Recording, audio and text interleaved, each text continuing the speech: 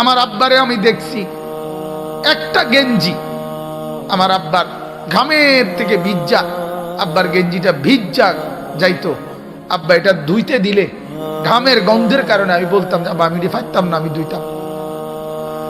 এরকম ওই দিনও মারে বলছি যে মা, আজ যখন মালিক অনেক সম্পদ দিছে, আজ আর বাবা নাই, বাবার এই সুখের সময় কিচ্ছু খাওয়াইতে পারলাম না, কিচ্ছু না, কিচ্ছু না,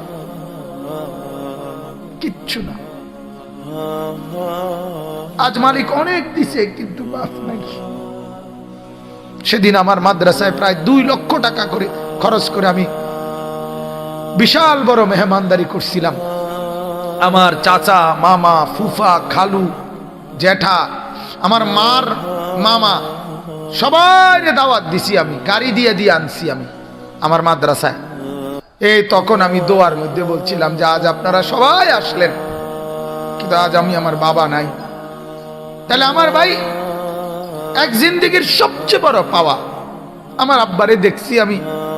আমার আব্বা এটা কইতো, ফুত আমি প্রয়োজনে আরো কষ্ট করুম, কিন্তু আমার সন্তানরা দুনিয়ার কোনো ফিকির লাগবে না।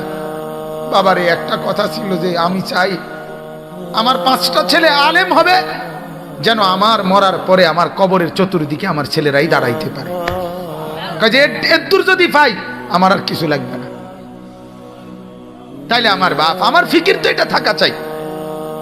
আপনার কাছে আমার অনুরোধ, আল্লাহ এটাই বলছেন, ও আমার বান্দা, তোমাদের সম্পদ, তোমাদের সন্তানাদি তোমাদের জন্য পরীক্ষা। এটার লোভে পড়ে, এগুলোর ফান্দে পড়ে আমাকে ভুলো না, আমার খেয়ানত করো না, আমার রসুলের খেয়ানত করো না, আখিরাত বরবাদ করো না। এরপর আল্লাহ বলেন ওয়া আন্নাল্লাহা ইনদাহু আজরুন আযীম, আল্লাহ বলেন আমার কাছেই একমাত্র আছে মহা বিনিময়। অর্থাৎ দুনিয়ায় যা করে গেলা এগুলোর বিনিময়, এগুলো তোমার জন্য খুব বেশি বিনিময় আসবে না। আমি আল্লাহর জন্য যা করিলা, আল্লাহ বলেন কসম বান্দা, আমি এর প্রত্যেকটার উত্তম বিনিময় তোমাকে দেব। এই সোফা যদি 30,000 টাকা দিয়ে বানায়া থাকো, এই সোফা আখিরাতে তোমার জন্য কোনো পুঁজি দিবে না। আর আমার একটা সেজদার বিনিময়ে আমি আল্লাহ কোটি গুণ নেকি তোমারে ফিরিয়ে দেব। বুঝেন নাই কথাটা? এই জন্য আল্লাহ তাআলা, আল্লাহ বলেন আমার কাছে বিনিময়, আমাকে ভুলো না। বিবিকে রাজি করতে গিয়ে, ছেলেকে রাজি করতে গিয়ে, মেয়েকে রাজি করতে গিয়ে, সম্পদ জমাইতে গিয়ে বড় শিল্পপতি হবা, বড় কুটিপতি হবা, বড় পুঁজিপতি হবা, বিশাল গার্মেন্টস মেল ফ্যাক্টরির মালিক হবা, আর বিনিময়ে আমি আল্লাহরে হারায়ে যাবা, আমার রসুলকে হারায়ে ফেলবা, আখিরাত ভুলে যাবা, জাহান্নাম ভুলে যাবা, জান্নাত ভুলে যাবা।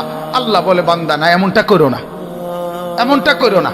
ওই সম্পদ জমাইও না যে সম্পদ আল্লাহ ভুলায় দেয়।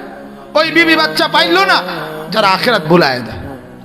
আল্লাহ আমাদেরকে বুঝার তৌফিক দান করেন, আল্লাহ আমাদের সবাইকে কবুল করেন, আল্লাহ আজকের এই মাজমা কবুল করেন। যদি কোনো শক্ত কথা বলে থাকি মাফ করে দেন, কিন্তু আমার বাজান, আমি আপনাদের আখিরাত চাই, আমারও আপনাদেরও। মুরব্বীরা আপনারাও রাগ করেন না, আপনাদেরকেও শক্ত কথা বলছি, কিন্তু বলার উদ্দেশ্য হলো আমি আপনাকে স্পষ্ট বলতে চাই, আপনারা অনুরোধ, কেউ বিড়ি সিগারেট খাবেন না। কেন জানি আমার এই কথাটা আজকে বহুদিন ইদানিং এইবার বারবার এটা মনে হয় যে এই লোক নিয়মিত বিড়ি খায়। আমার কাছে মনে হয় ওই মুরব্বী যেন আল্লাহর কাছে, ফেরেশতার কাছে এটা বলে যে আমার সকাল বিকাল দুপুর সন্ধ্যা আমি বিড়ি ছাড়া, আগুন ছাড়া থাকতে পারি না। ও আল্লাহ, তোমার কাছে অনুরোধ, আগুন ছাড়া আমার দিন কাটে না, রাত কাটে না, সকাল কাটে না, বিকাল কাটে না। আল্লাহ তুমি তো দেখলা আগুন ছাড়া আমি থাকতে পারি না, অতএব আমারে কবরে আগুনেই রাখো, আমারে হাসরে জাহান্নামের আগুনে রাখো। আর নাই তো কি,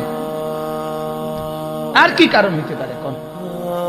এই জন্য বাপ, আপনি যদি আমার দাদা হন, আমি আপনার নাতি, আমি চাই আমার দাদা যেন হয় জান্নাতি। আপনি যদি আমার বাবা হন, আমি আপনার ছেলে, আমি চাই আমার বাবা যেন হয় জান্নাতি। আপনি যদি আমার চাচা হন, আমি চাই আমি ভাতিজা, আমার চাচা যেন জান্নাতি হয়। তোমরা যারা যুবক ভাই, আমি যদি তোমাদের ভাই হই, আমি চাই তুমি ভাই দুই ভাই মিলে একসাথে যেন হই জান্নাতি। বলো না ইনশাআল্লাহ। দোস্ত, কত ছেলে আমগরে ভালোবাসো, আমরা জানি তো বাজান। কলিজা দিয়ে মহব্বত করো তোমরা আমগরে। এই মহব্বতের তাকাজায় হয় তুমি আমার মতো হও, নাহলে আমারে তোমার মতো বানাও। একটা করো, এক সাইডে হও। হয় তোমার কাছে আমারে নাও, নাহলে আমার কাছে তুমি আসো। একটা তো করো ভাইয়া। তুমি তোমার মতো, আমি আমার মতো, এ জিন্দিগি কেমনে চলবে? তুমি ফয়সালা দাও, তুমি ফয়সালা দাও। আল্লাহ তাআলা আমাদের সবগুলো যুবককে কবুল করেন, আমিন।